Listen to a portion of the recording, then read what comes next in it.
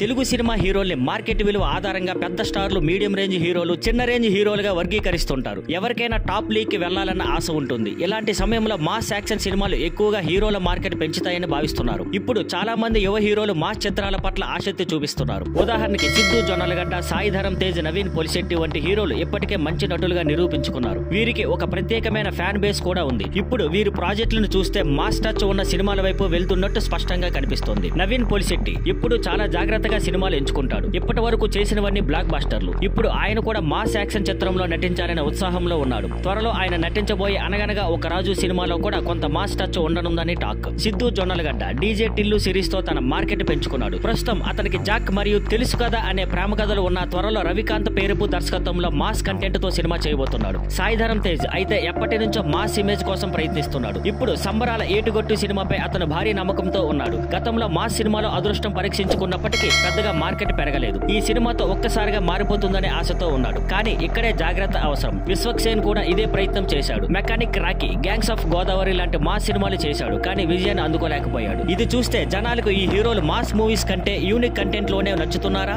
అన్న అనుమానం కలుగుతుంది. ఎందుకంటే ఇప్పటికే మెగా హీరోలు ఎన్టీఆర్, ప్రభాస్ వంటి పెద్ద స్టార్ మాస్ ఫార్ములాను భరంగా పట్టేస్తారు. ఇలాంటి పరిస్థితుల్లో ఈ యువ హీరోల మాస్ సినిమాలకు జనాల నుండి ఎంతగా స్పందన వస్తుందనేది ఇప్పుడు సస్పెన్స్ అయిపోయింది. Thank you for watching. Please like, share and subscribe.